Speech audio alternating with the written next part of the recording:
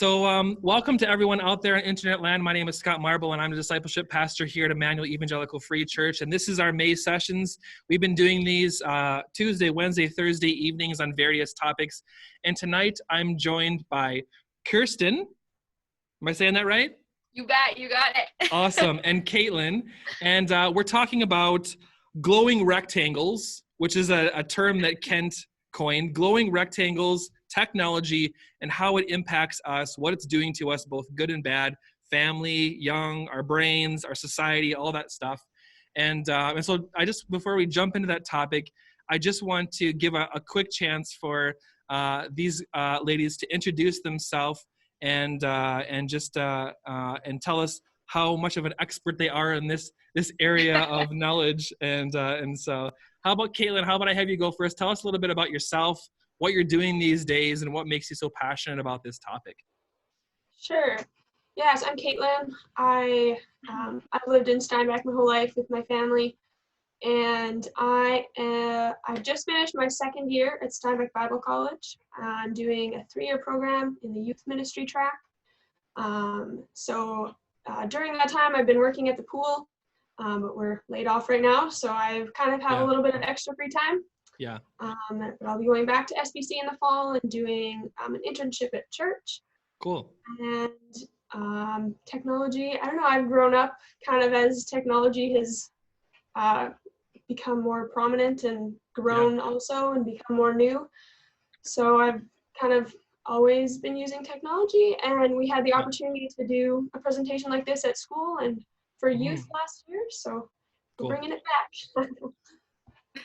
Nice. Yeah, so my name is Kirsten. I have been an attender of Emmanuel for pretty much my entire life. I have crossed paths with Caitlin on many occasions, so her introduction can basically just be transferred here. I am also have just finished my second year at SBC, and I'm heading back there in fall, as well as doing an internship at Emmanuel next year, focusing specifically more in on the senior high youth, and I'm excited about that. Right now I'm working at a greenhouse, Sunshine Greenhouse in Steinbach. I was also a lifeguard at the pool and also got laid off from that, and I'm moving into that right now. So enjoying that in this season. Cool. Oh, sorry, my video just stopped for some reason. 1 second. The wonderful aspect of Zoom technology cuts in and out. Yes.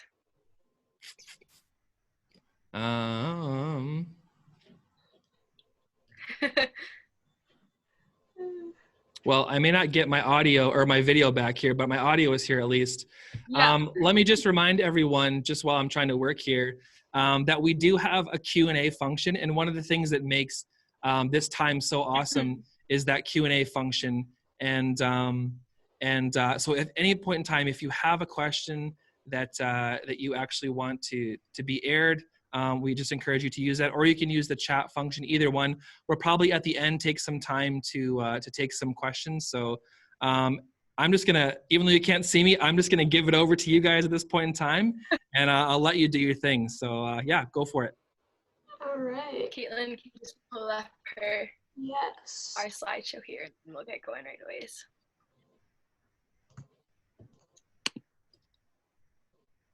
Perfect. So, as Caitlin mentioned briefly in our introduction, we are both students at Steinbach Bible College, and last year we were challenged to do a research project on technology and social media and some of the ways that affects our own lives and the lives of young people. And in our research and our reading for this project, we were both personally challenged to make some changes, and we found a lot of things to be quite interesting. And we want to acknowledge a couple of things right off the bat. First thing is that a lot of this research and these statistics were found under normal circumstances when we weren't living in a time of a world pandemic. So some of these things may look different in terms of practicality during this time. And the other thing we want to acknowledge is that we're 20 and 21-year-olds teaching a parenting track, and neither of us are parents, and we want to acknowledge that. But we do hope that the research we present to you, you find interesting, and maybe you can get a different perspective on social media and technology through some of the things that we found that can challenge you, your family, and maybe even, yourself personally. So Caitlin, you can just hop to the next slide there.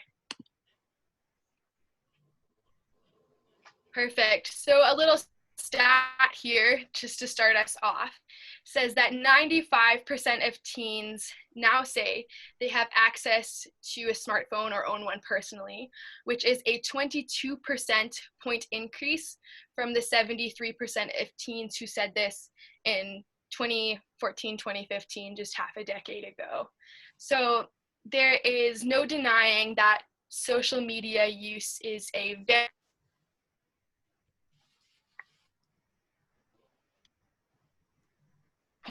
increase is alarming. The ownership of smartphones is practically ubiquitous among teenagers. Momentum isn't likely going to slow down, and this includes and affects all of us. All right, so our generation is hyper-connected. In 2015, a study by Common Sense Media found that teenagers were consuming media, including text messaging and social networking, for an average of 9 hours a day. That's kind of crazy. That's longer than an average work day for most people.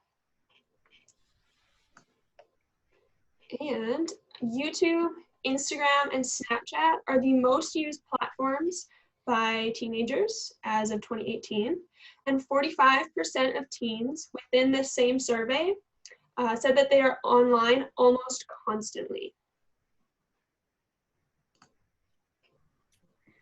The reasons for this alarming growth in the use of smartphones, technology, social media vary. However, some of these reasons are that it's really easy to access.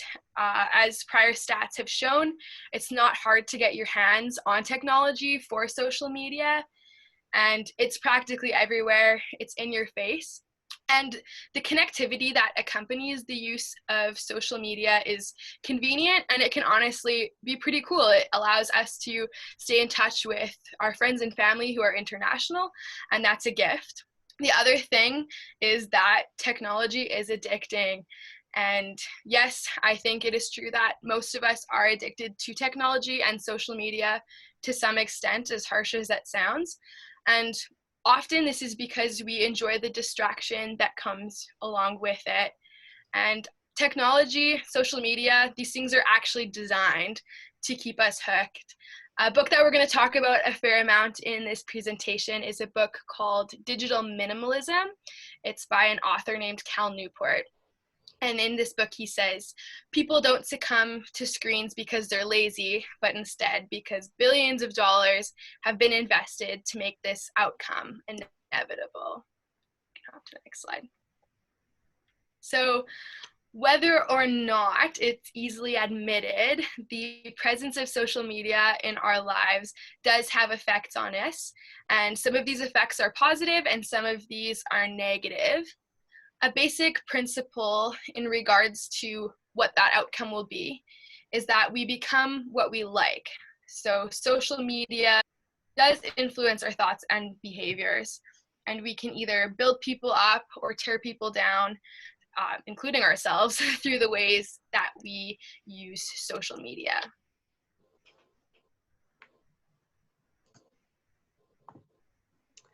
All right, some benefits. There are benefits to social media and technology. So when someone can use social media to keep in touch with loved ones, that can bring them joy and a sense of connection and community. It has also opened doors to maintain international friendships and relationships. So social media can connect family members and friends over the large distances by sharing photos, through messaging, and through being able to FaceTime or Zoom call or different things like that. A few more benefits. So every Christian has now been given the unmatched opportunity for online ministry. So social media and YouTube give pastors and preachers, influencers, a large platform to reach thousands of people. Because of social media, pastors and churches are able to share sermons and different teaching online, kind of like we're doing today and with online church now. And every Christian now has the ability to speak truth and love and positivity to their immediate followers on social media.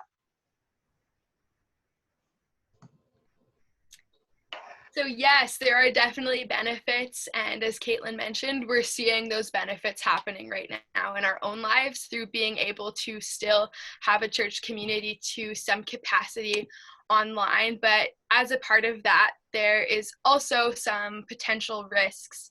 And one of the biggest things that studies on technology and social media find is that it's often unhealthy use of these things can be connected to poor mental health. So young people born between 1995 and 2012 are part of the iGen generation. And another quote or concept from digital minimalism shows that these people exhibit remarkable differences in mental health compared to the millennials that preceded them, and rates of teen depression and suicide have skyrocketed due to the massive increase in anxiety disorders.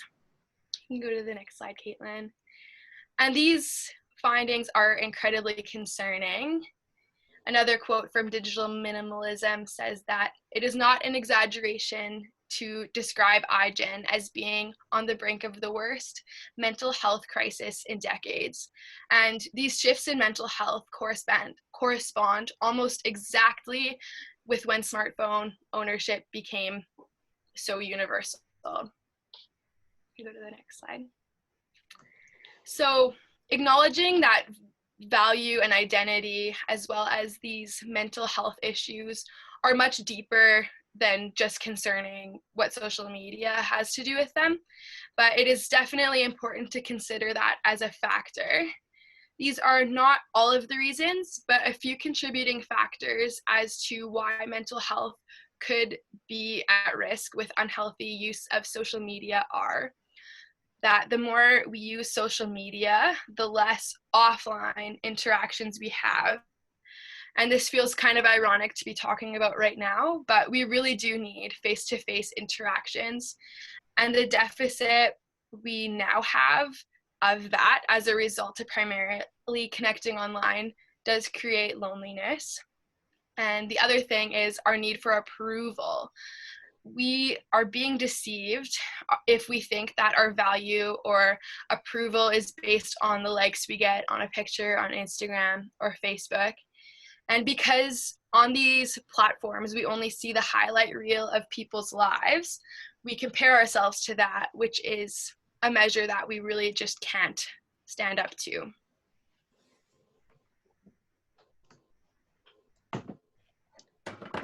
The fear of missing out, or FOMO, is another risk.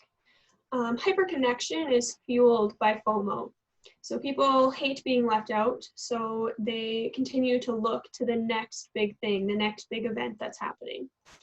Sometimes when people are so focused on that next big thing, they start to lose sight of and miss what's happening right in front of them in the present moment. Here's a fun word, nomophobia is the no mobile phone phobia, or the fear of being away from your mobile device. So people get disconnection anxiety when they feel that they cannot access their digital worlds.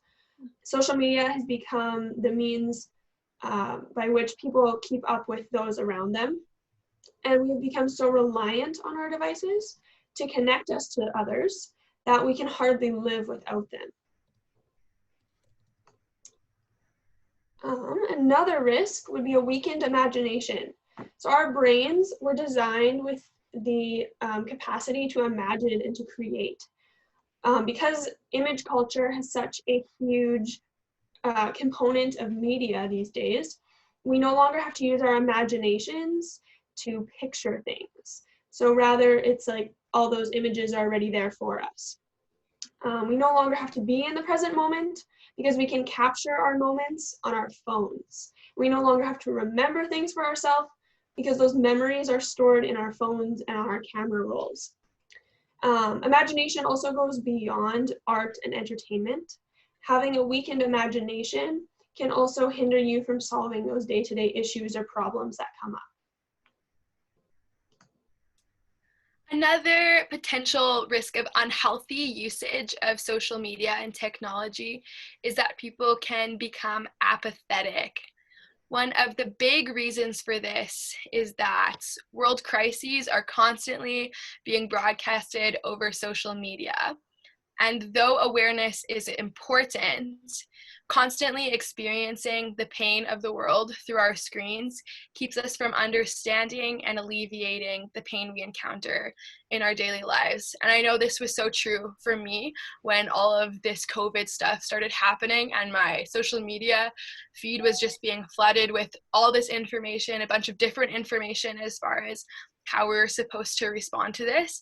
And that got really overwhelming for me. So I actually had to just take a break from that for a while, just so I could have a healthy intake of news rather than that being something that's just always flooding me, because it's easy to become confused or apathetic towards these things then. And also numbness and exhaustion are a natural response to information overload, and feeling helpless and hopeless in these situations is nearly inevitable. All right, so having a healthy relationship with social media, it is not all grim. Yeah. Media and technology have far less power to shape us when they are brought into the light and we understand better the ways that we can be affected by them. And there are a few steps that we can take to better our relationship with social media. So we will take a look at some of those. All right, so in his book, Before You Hit Send, Emerson Eggerichs lists 4 questions to ask before posting on social media. So the first one is it true? So our trustworthiness is based on our truthfulness. The second question is it kind? This kindness is based on being loving and being respectful, not only to our immediate followers on social media, but also to other people that maybe aren't following you. The third question is it necessary? So every word from your mouth counts because there's no backspace button in life. So when you're typing on your phone, there's always that backspace button where you can change what you want to say before you post it. In life, when you're just talking, there is no backspace button. Your words are out. They're out. So is the words you say and is the words you post necessary? And the fourth question is it clear? So our words need to be well thought out and clear because tone does not translate over text message or email or the comments that you post. Another question, you want to ask yourself a variant of the golden rule. So you want to ask yourself, am I communicating unto others what I would want others to communicate unto me? Another practical way to maintain a healthy relationship with social media is to consider taking this concept of minimalistic living and applying that to your relationship with technology. What's extreme is not cutting back on social media, but rather how much people are typically spending on it now. There are 3 principles in this book by Cal Newport. We've been talking about digital minimalism, and these concepts are that clutter is costly, optimization is important, and intentional use of technology is satisfying. One of the ways that these principles can be put into action is through doing a digital declutter, which is a process in which someone cuts back on or cuts out entirely social media for a period of time. That can be a week, that could be a month. With this, gradual is not always better. As technology is addictive in nature, trying to slowly cut back on it may not be the best approach. but rather figure out what you feel might need to be temporarily removed from your life and strive for a rapid change in that. And if someone chooses to do a total cutout, that doesn't necessarily mean it's permanent. I know as I was reading through this book, I was challenged. I have Netflix on my phone, and I found that that was something that I would just pop on as a space filler when I was doing mundane activities like dishes. And that just became a response for me in quiet times rather than turning to things that could be more productive or more beneficial for my spiritual life. So I actually just deleted it off my phone. So it wasn't even there as a temptation in those times. And then when you have found that you are able to view these things in a more healthy manner, you can reintroduce them into the picture when it is clear as to why said technology or social media platform is even in your life. To live permanently without these devices would be needlessly annoying, but to regularly spend a few hours away from them should give you no pause. That's a quote from Cal Newport as well.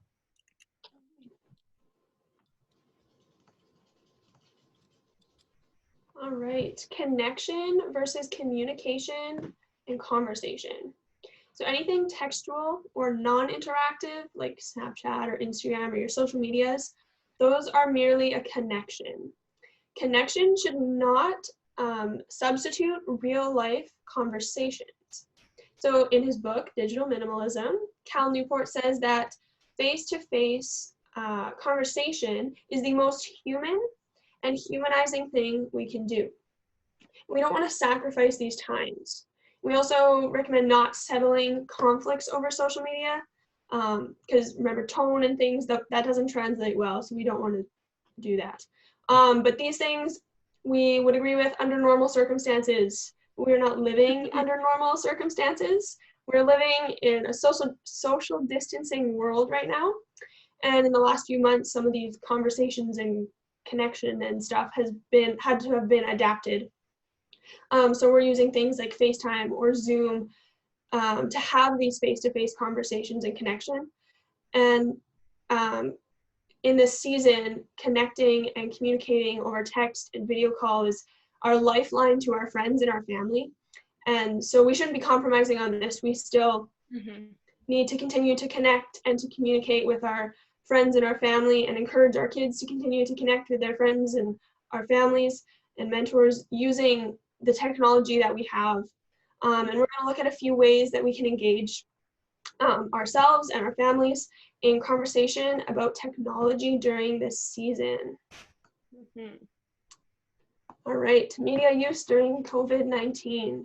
So here are just a few questions that you can reflect on personally or with your family as we walk through this season of pandemic.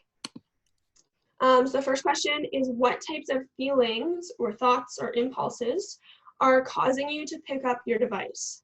So you want to take time and reflect on how technology is working or not working with your well-being. Alongside that, you can ask yourself and your children how using a certain app or playing a certain game makes them feel while they're using it and after they're done using it.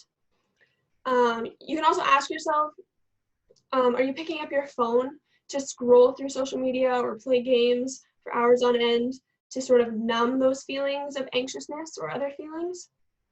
The second question is technology serving as a successful substitute for something lacking during the pandemic, sort of like education or exercise?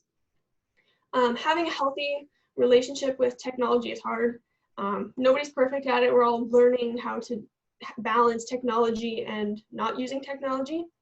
So again, we want to ask ourselves if the technology we're using, are we using it as a numbing tool to kind of distract from the other things in life? Or are we using it wisely to bring value to our lives, using it as a tool to learn something new, to find recipes, to use it for workouts or reading or whatever?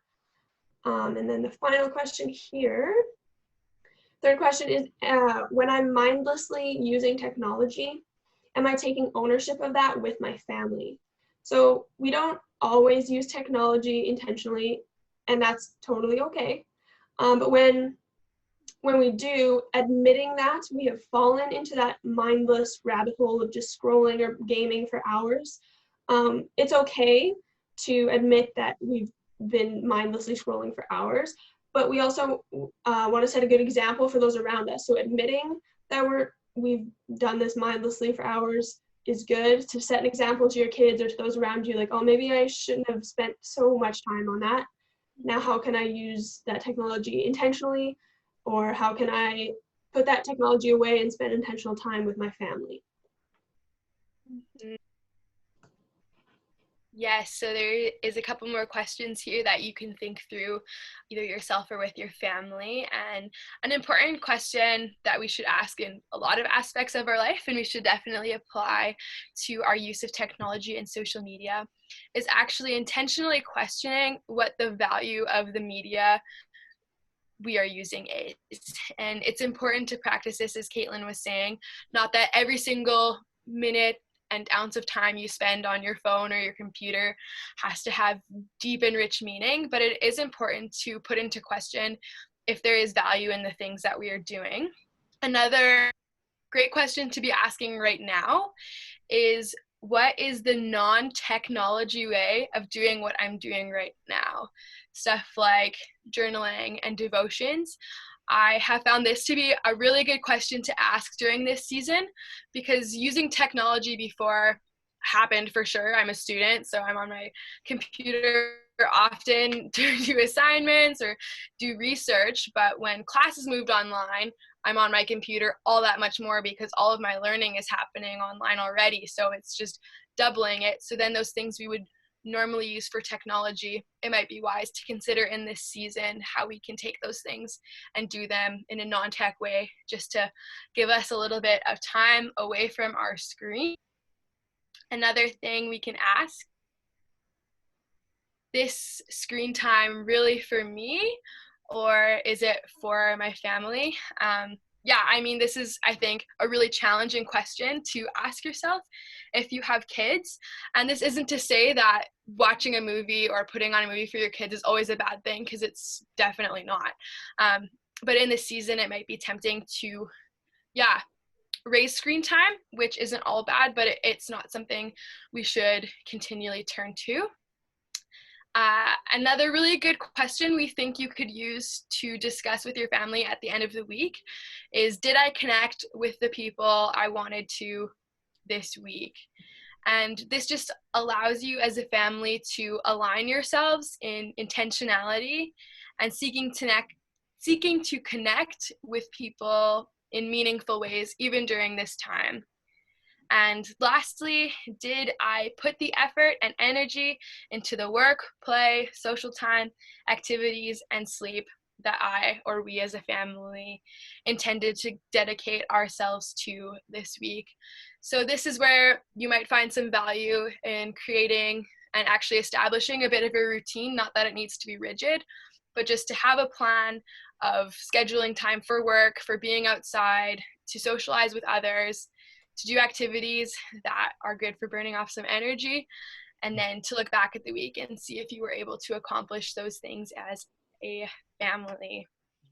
Over to you, Caitlin. All right, media and faith. So we become what or who we worship. So if we worship idols, we'll become like those idols. And if we worship Christ, we'll become like Christ. So what we say, what we do, share, post, listen to, or get involved in influences not only ourselves, but also those around us. So when our focus is solely on our devices or social networking, then we start to become like those people that we're following and the things that we pay attention to on our social medias. We start raising those up as idols in our lives. But when we focus solely on Christ, we will start becoming more and more like him.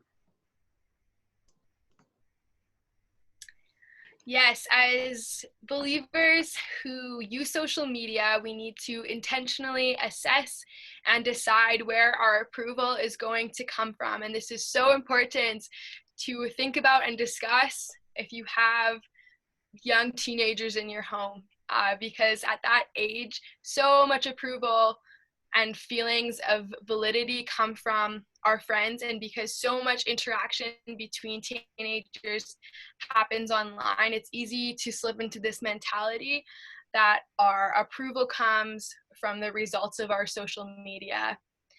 And media may give us a more immediate sense of approval, but it's not a sustainable platform for us or anybody to place their identity in.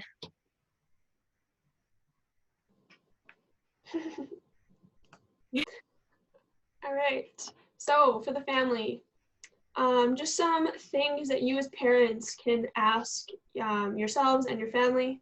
I think if you have younger kids, maybe just you as parents can discuss this. And as your kids grow older, I think this is a conversation you can have with them too. The question is, what kind of family do you want to be? So instead of focusing on just having rules about technology and social media, focus on being a family of conversation and of community. All right, we're going to look at the 3D approach. So the first D is discuss. So have a family discussion. Talk about some of those positives and negatives of social media, gaming, binge watching TV shows. Talk about how that affects people and how important it is that we are careful with the words that we share, because they will be out there forever when we post them on social media. The second D is discern. So you want to use wisdom in deciding what is best for your family.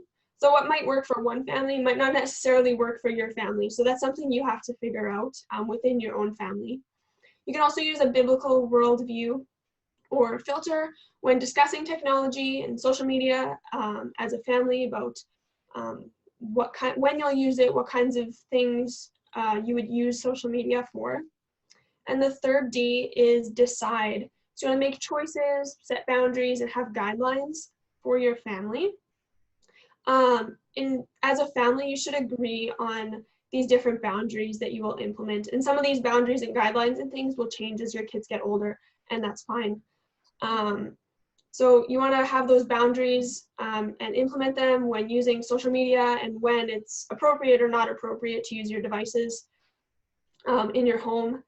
There's also different software and things that can be put on the computers and routers to block certain websites or have time limits on certain things. But you want to make sure that if you have those set up, as your kids get older especially, let them know that these boundaries are there to keep them safe and not to confine them. Because as kids get older, they will figure out how to get past those things.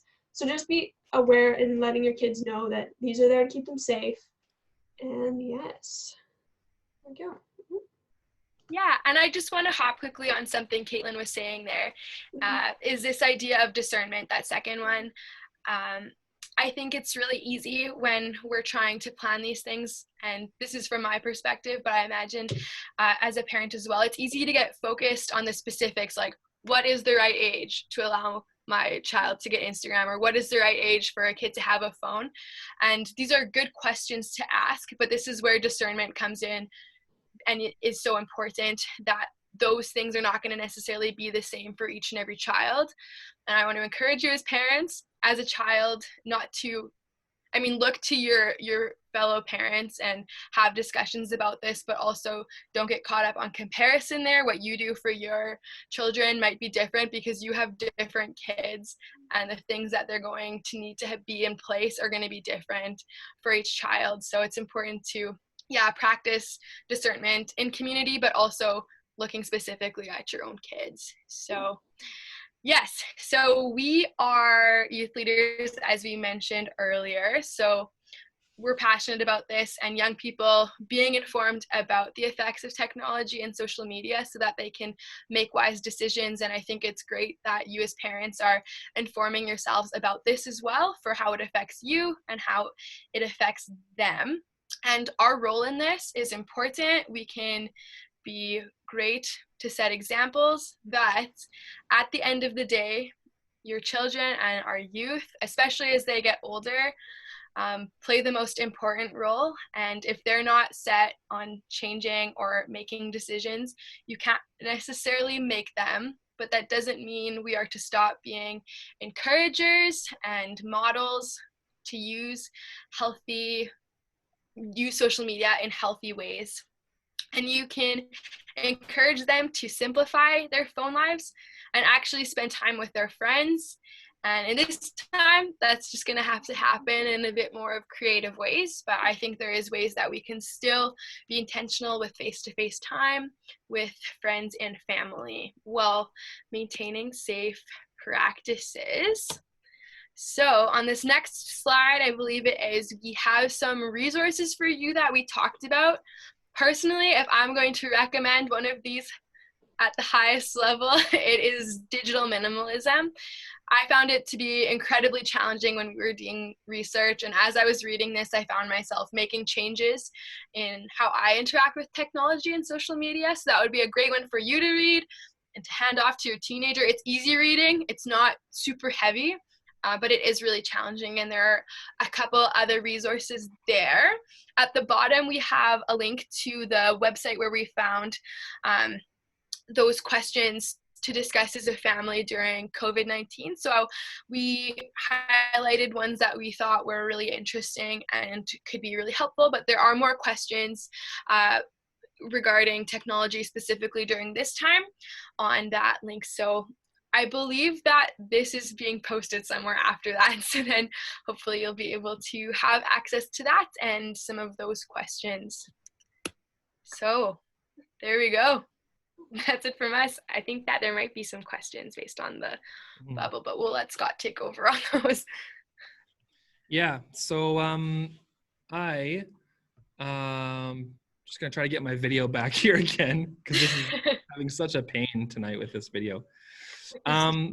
Well, I will say this while I'm trying to work on this again, is when it comes to like media usage right now in your guys' life, because we're living through some really interesting times, talk a little bit about your experience right now, and like how you're coping, what you're doing, some of the positives, some of the negatives of what you're experiencing. I can start on that if you'd like. At the beginning of this, was doing the best I could as far as trying to keep in touch with people over like Messenger, lots of FaceTime calls.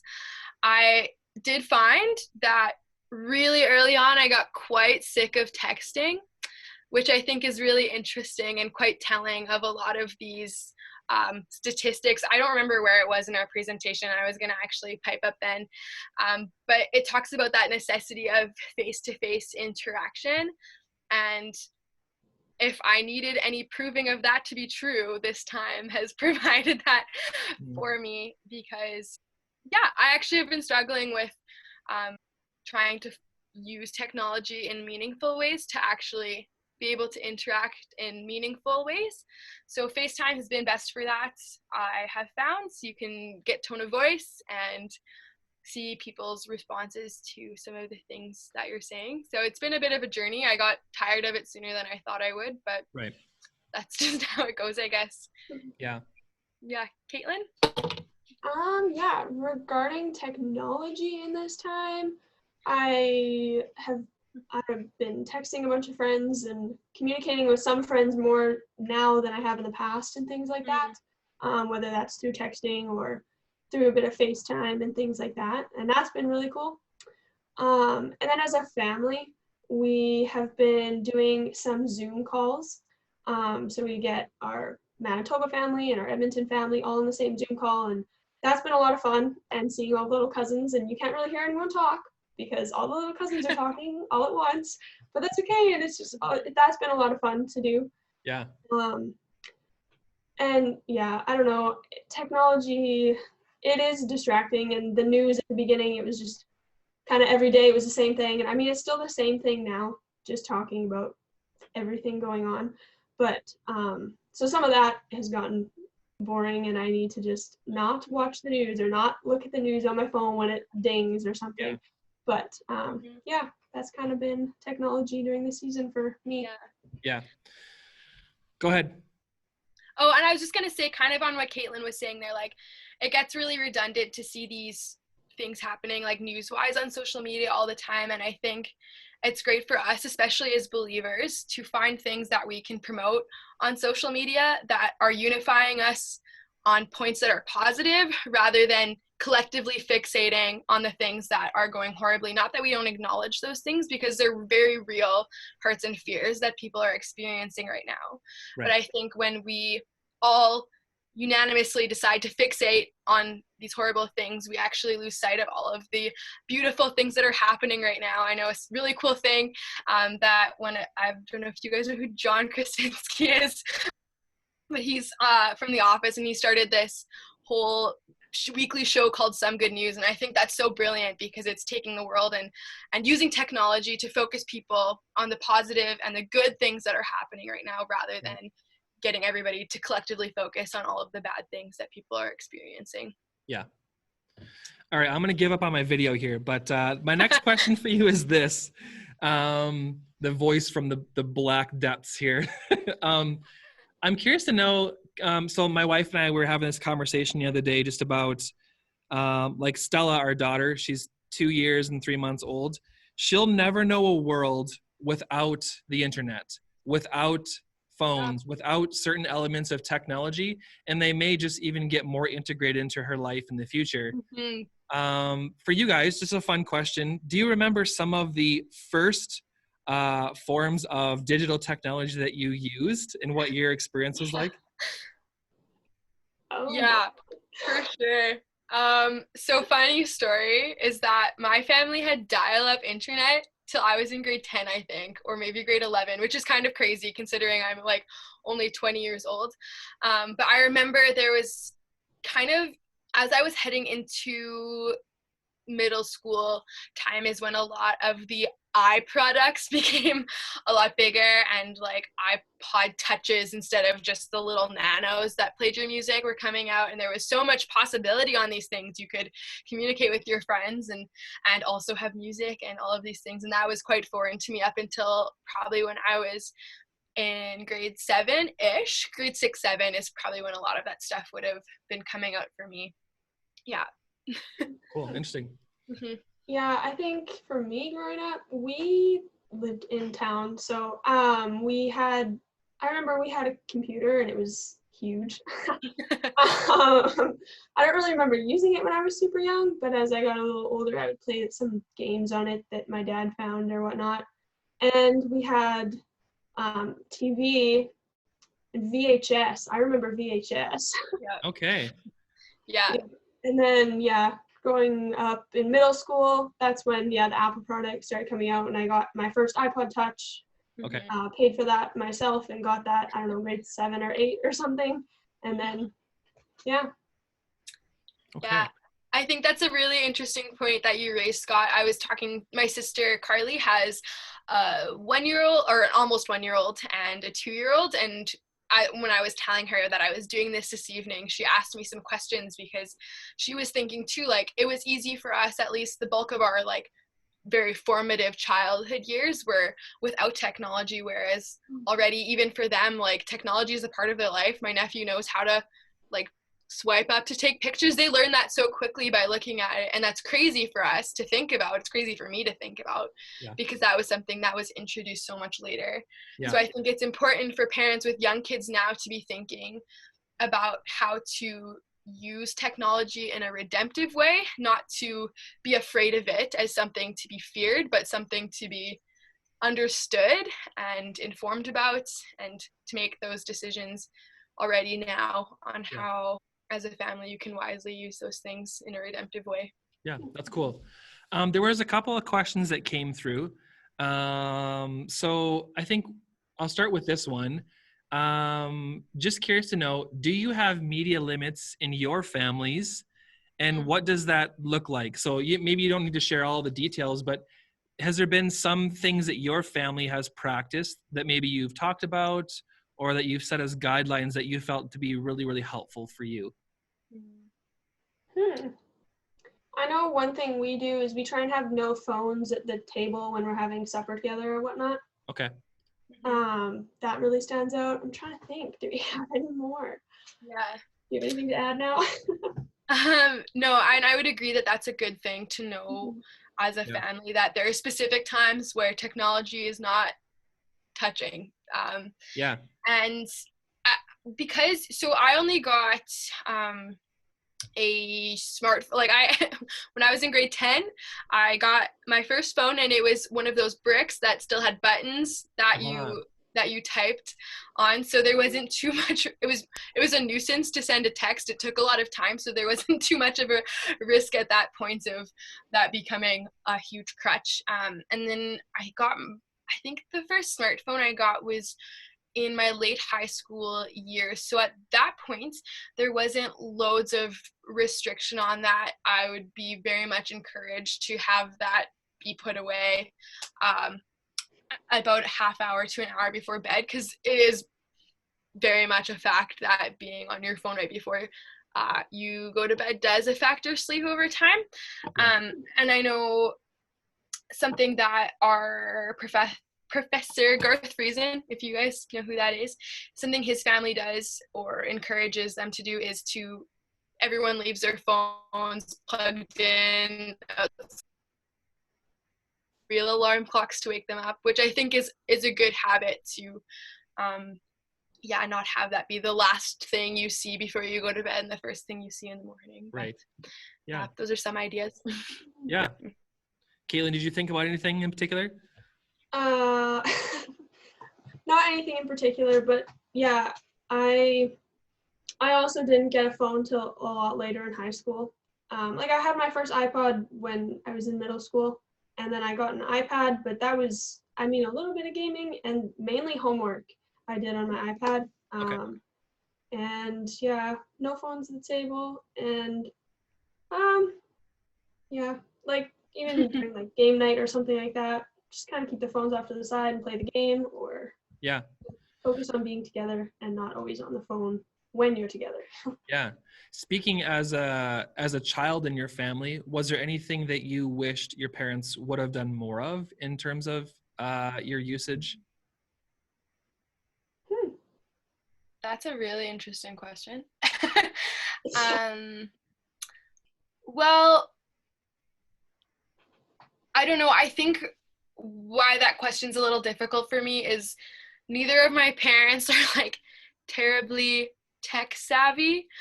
So they would definitely have not been the parents who were on their phones too much. I know your dad, so I can attest to that. Yeah, like his biggest, like, the idea of getting a new phone to him just stresses him out so much. So he's had his little like Samsung brick for years and will use it until until it won't work anymore. So as far as having an example set to me by my parents, I think they did a phenomenal job with that. And I remember when, like I said, so we had dial-up internet until I was in high school, which was not the norm. Like everyone had so I got my iPod in grade 7, but it was like useless to me in terms of being online because I wasn't able to connect it to anything. Right. And I remember during that time, I was frustrated and was like pushing so hard for Wi-Fi because all of my friends were having these group chats and I wasn't able to be in them unless I was at my grandma's house when she had Wi-Fi, which is so ironic that my grandma had Wi-Fi before my parents. But that point aside, I remember that being frustrated, but in hindsight, I'm so grateful for that. I'm grateful that the majority of my childhood and those really formative adolescent years were balanced in a healthy way. Technology was not absent from them by any means, but it was modeled in a healthy way that seemed restrictive to me at the time, but actually I know has been beneficial for me. So yeah. Cool. Caitlin, anything come to mind? Yeah, I don't know. Like my dad is very technology aware. He knows what he's doing. Yeah. So he teaches all of us what to do, and then my grandparents ask me what to do. So, yeah, I think one thing that I, now looking back, that my parents told me when I was growing up was I was not allowed to get a cell phone until I could pay for it myself. Okay. So I had to like buy the phone and pay for it each month. So I needed a job before I could do that. Okay. So that, I think for me, that was really good. Like I still had ways to connect with friends with my other devices, but getting my first cell phone had to wait, and that I'm okay with that now looking back. So I got my first phone like a month before I started grade 12. So that I like that. Other than that, I don't know. Yeah. Next question here. What are some of the signs that I'm consuming too much social media? How much is too much? Where's the limit? So from your guys' experience, you know, and I know this is a very subjective question, and you already alluded to that in the sense that, you know, it's very individualized, but do you feel like there's some universal aspects that we could choose that could help us? I do think there are some universal things. I think one big thing, by no means the only thing, but what is your immediate response when you're feeling any amount of like anxiousness or worry? If your immediate response is to pick up your phone to mind numb, I think that is something to not freak out about, but something to definitely take note of and take concern in, and to take that seriously and consider how you can respond in a more healthy way to things that are worrying you.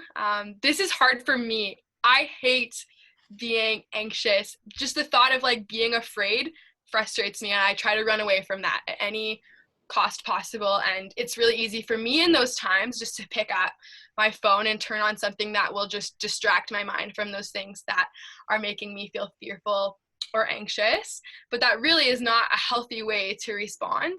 And I think that a lot of people can relate to that, and that is one of the bigger signs that there might be some form of unhealth happening in your relationship with technology. That's just a personal example for me, and I think that's something a lot of people can relate to. So finding healthier ways to respond to that. Yeah. I think also, along with the anxious thoughts and feelings, boredom. When you're bored, what are you doing? Picking up your phone. What app are you going to? Are you always going to Instagram or Snapchat or whatever you're using? Yeah. And so when you're bored, realizing that, okay, I'm bored, I'm just clicking on this app because I'm bored. Do I really need to be scrolling for 15 minutes because I'm bored? What else could I be doing in that time? And just, recognizing that maybe it's boredom, maybe you're trying to distract yourself from your anxious thoughts or whatever it is. Yeah. And seeing as this is a parenting thing, if you're noticing like there are certain times when your kids are like just more drawn to it, maybe it's just like wanting to block out the world, but also just like asking them really intentionally how they're doing and maybe prodding a little bit into that. And it's like if they just give you a I'm good, just be like, okay, like elaborate on that. So maybe you can get a little bit of a glimpse into some of those things they may be feeling and what some of their responses might be in terms of what they turn to technology for. Yeah, that's good. All right, our last question here. What's your thoughts on a media fast for individuals or for families? Any advice or any experience that you guys have had personally with this? What would be your thoughts? I'm here for it. I think it's a great thing to challenge yourself with, and I think it'll be very telling of what you're, at least more from a personal standpoint and doing a personal fast from it. And I imagine a lot of this would transfer to family, but I think it'll be quite telling of what your relationship actually is with technology, because if you've intentionally decided, and it may not be, maybe it's a media fast. I realize that right now, like an entire technology fast would probably be pretty difficult because so much important communication is happening over technology. But even just deleting the social media apps from your phone, like I remember, like I was saying earlier on, there was a time where I deleted Netflix from my phone because that had become a response to quietness for me. And you'll notice, like, in those times you're scrolling and you're looking for it. And because it's not there, you actually make a mental note, hey, I was looking for that and it's not there, and it's actually not something I'm going to be able to turn to at this time. And it forces you to intentionally look to other things to fill that space and probably more meaningful ways to fill that space. Yeah. So I'm for it. I don't think it has to be permanent. I think even a week or a few days is already a really great start to what your relationship is with technology, and then you can take steps in different directions from there once you've kind of diagnosed that. Yeah. As I was doing a little bit more reading, planning for this version of this talk, I guess, I came across a quote that said, "Anything you cannot fast from owns you." So I found that really interesting in like regards to technology and social media. So even if this is like a fast from technology or social media is something you haven't done before, start like one day a month. Pick like, I don't know, the 20th day of each month, you're going to fast from your social medias.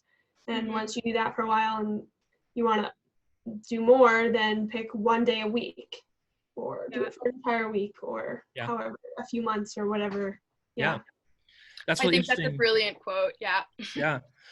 So for me, coming into last summer, I did sort of like Instagram break for a while. I ended up doing it the entire summer long, but I remember very vividly the first couple of weeks, I felt really great. And I was like, oh man, I'm not on Instagram anymore. I don't have like the notifications. They're not bothering me. Like I'm not sort of like just checking it all the time. And for the first couple of weeks, I felt good. And then all of a sudden, I started feeling really stressed and anxious, just in general in life. And I realized that, and I think this is for a lot of us do this, but I realized a lot of my social media usage was escapism from dealing with some of the stress and some of the stuff in my life. And as soon as I cut that out, it took a little while, but I started to really feel that stress and that anxiety full on. And so it sort of alerted me to the idea that I like the idea of a fast or a break, and maybe it may be from your phone or from a certain social media app or from video gaming, whatever it may be. But that you do some personal assessment during that time as well, because maybe you need to, and you do some inner looking as much as you're doing, looking at the world and viewing how it affects you. So, well, I think we're going to close out this evening. I want to thank both of you so much. And I wish you could see me because I have a big grin on my face, but you can't see me. And I just appreciate all of your research. I just appreciate so much when people bring, stats to the table and when they bring quotes and all that kind of stuff. So I thank you guys so much for all of your hard work and for bringing it here on our May sessions and presenting. So a big thank you to you, and a big thank you to everyone who came out this evening. And just for those who are viewing this later on, we're going to be having more May sessions coming both tomorrow night, but next week as well. So you can go to our website for more information about that, or you can go to our YouTube channel to check out any more of these videos that are happening as well. So thanks to both of you so much, and have a great evening. Absolutely. Thank you.